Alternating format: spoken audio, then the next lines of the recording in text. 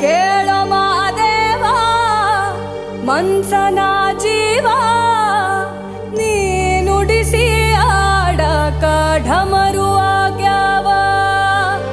ಯಾಕ ಶಿವಲಿಂಗ ನಡೆಸುತ್ತಿ